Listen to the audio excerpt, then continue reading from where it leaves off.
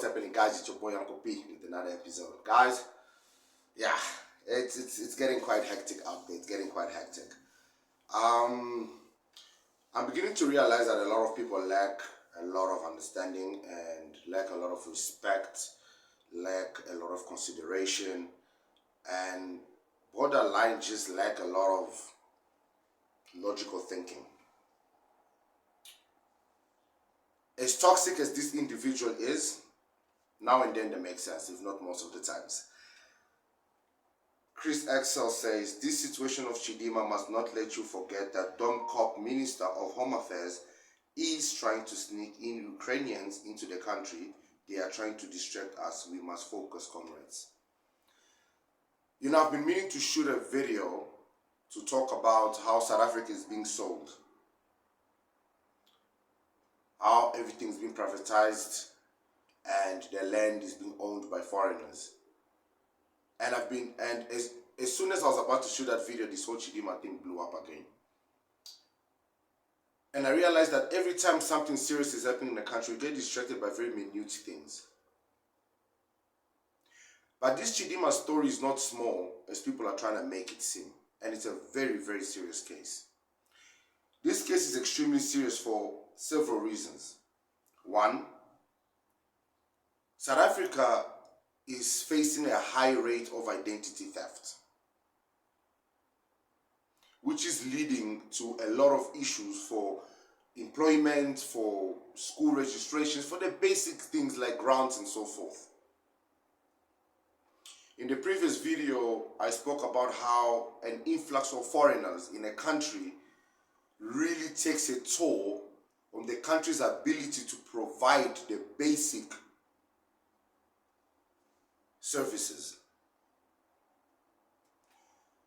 What people are not understanding, Chidimma's situation is not minute. Now, as you guys saw the heading below, how serious is Chidimma's situation and can she get out of this situation? She could have, past tense.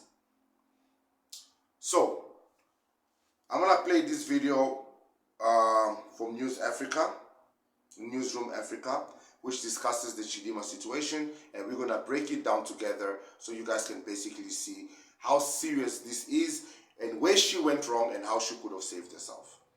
To flesh out what the recent move by the Department of Home Affairs may mean for Adetshina and her mother, I'm now joined by immigration lawyer Stephanie de Saude Darbandi. Stephanie, a very good afternoon to you. Thanks very much for your time. I don't know where to begin because, I mean, already she's off to Mexico to represent Nigeria and has already declared that her blood is green and white. But nevertheless, let's talk about the implications of what Home Affairs has told us, that it's going to withdraw her and her mother's identity documents and passports. Good afternoon, Boyo. So yes, I think one of the reasons that, I mean, we don't know that whether, we heard from the minister that Chidimma and her mother was given an option and the time to respond as to why their documents shouldn't be withdrawn. And when the department says their documents being withdrawn, it obviously must mean that they're cancelling the citizenship status, and as a result, the ID and the passport will be cancelled and withdrawn. We don't know the time frame that they were given. We don't know if they've received the notice, especially considering that she's traveling. And I think, you know, if you read the interviews with Chidimma over the past few months, I think she's been quite open saying that although she feels that she is South African, although she considers herself to be South African, she doesn't feel loved by South Africa, which I think was one of the reasons she accepted the offer to represent Nigeria and is still representing Nigeria. But it is an interesting case because, again, you know, when you read these interviews, she says her mother was... So, when you listen to the interviews, you hear that they're saying that the mother was born and raised in South Africa and the rest of the family, or some of the family, still in Soweto. What Chidimma and everybody is not realizing is that this case will affect a lot of people. A lot of people. Everyone that is associated to them. Born and raised in South Africa, and her mother's family, in fact, still live in Soweto. And then we find out that the department found out that shortly before her birth, there was some alleged fraudulent activities which resulted in the mother gaining a citizenship status. So, we don't know what the status was before that. We don't know what the mother's status was up until then, considering that she was born here. Because if the mother was born in South Africa to South African family, she was born a South African, which apparently doesn't seem to be the case by the fact that they're saying she only acquired citizenship before Chidimma's birth.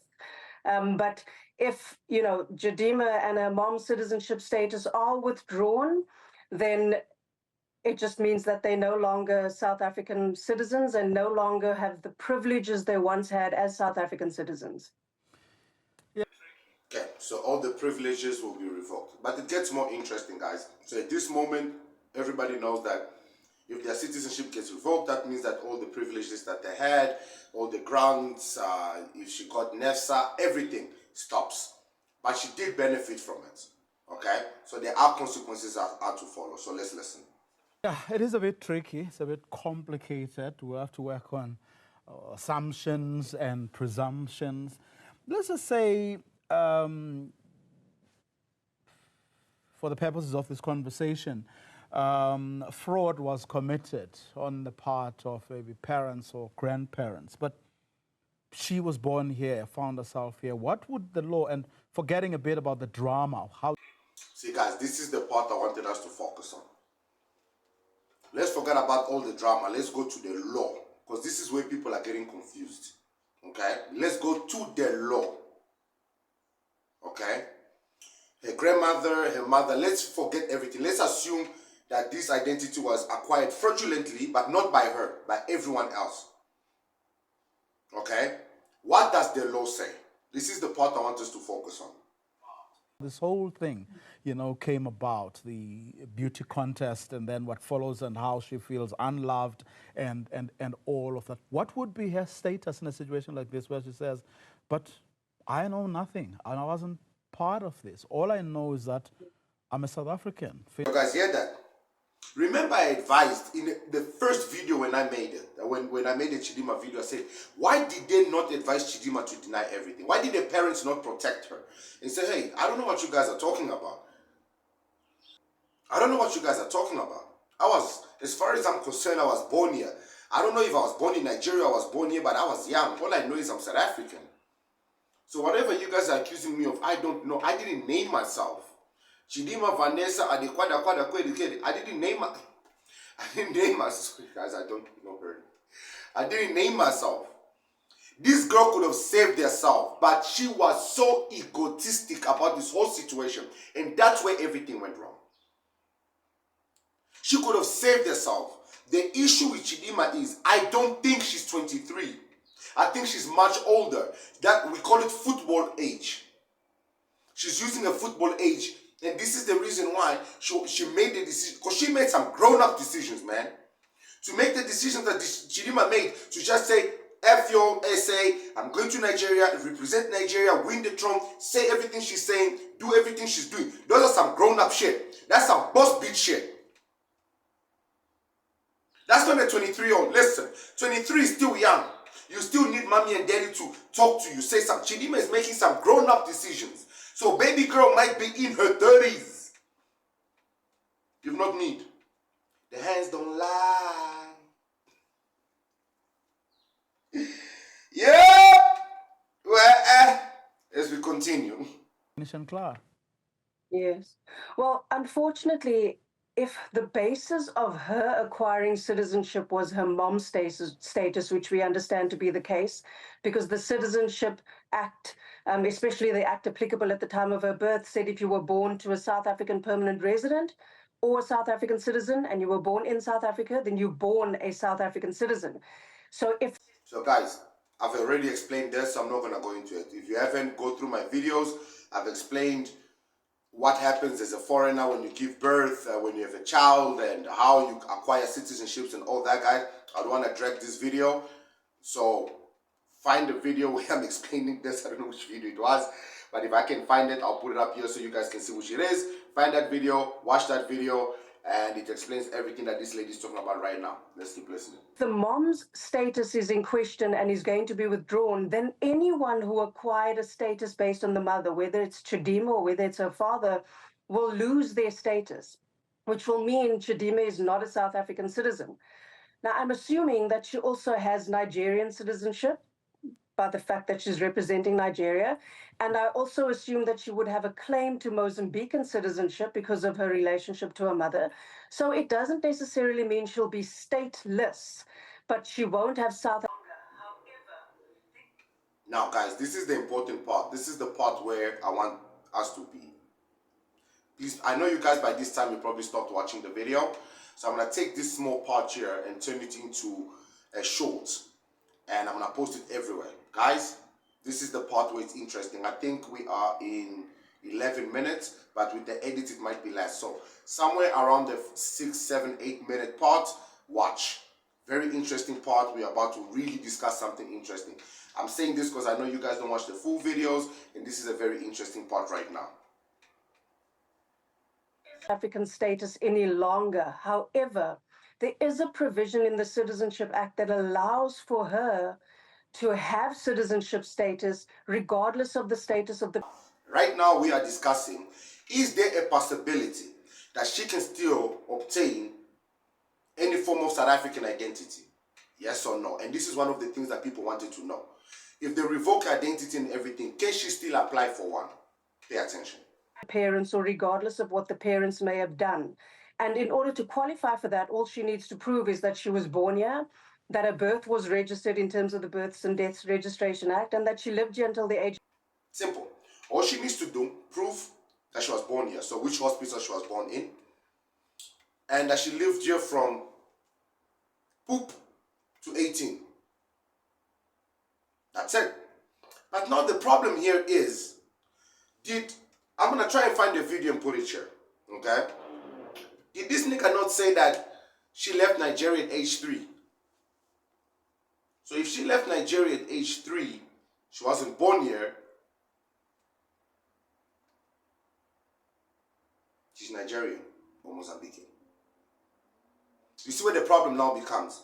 So where she was supposed to have strength, where she was supposed to have protection, where she was supposed to be able to save herself, she failed.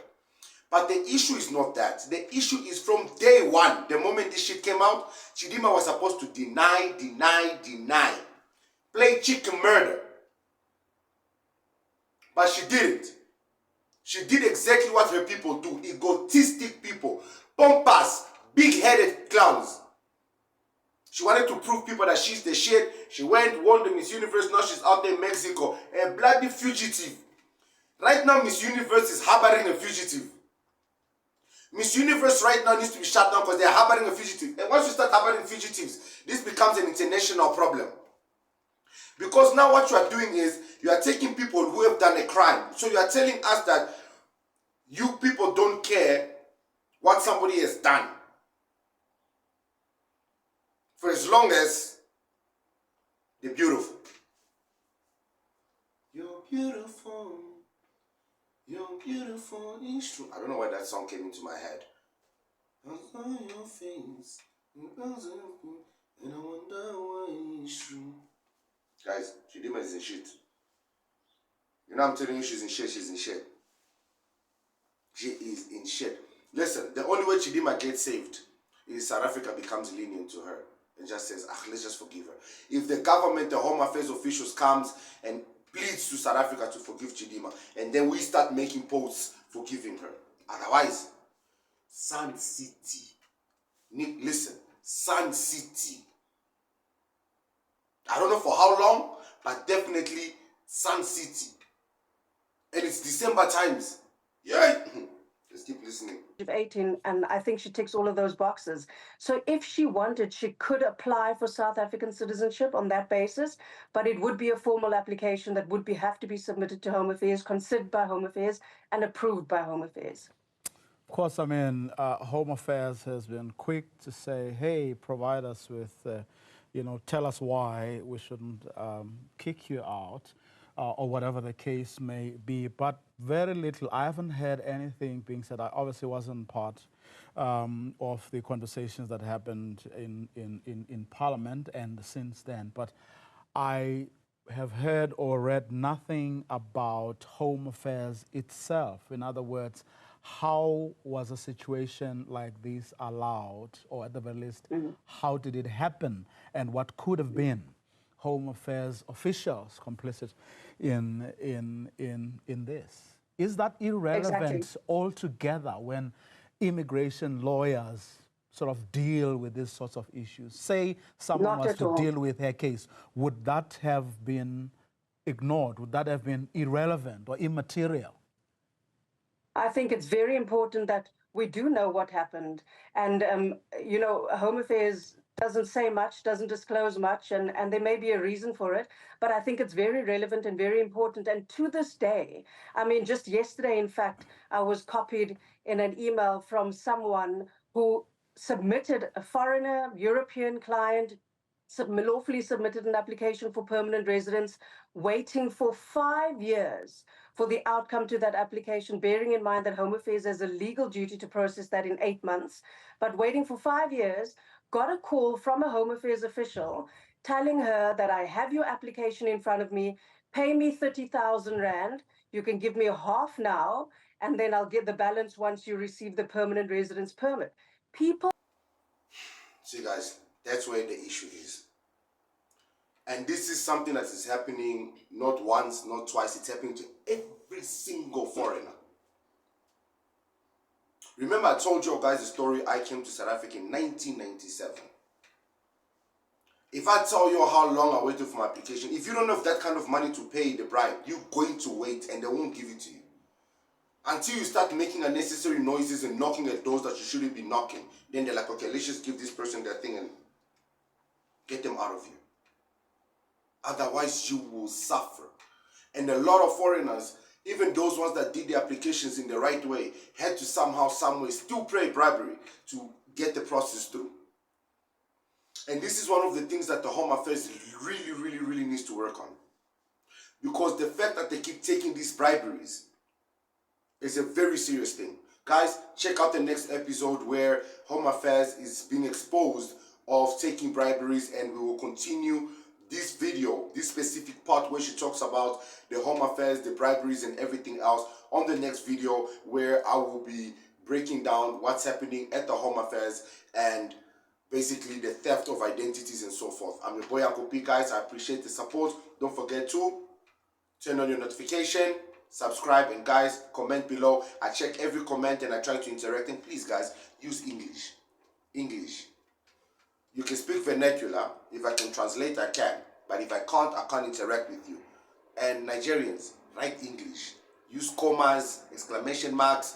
You are writing without commas. I started reading there. Even my English started, now they change. Now I'm reading your status. Now they pigeon. Use commas.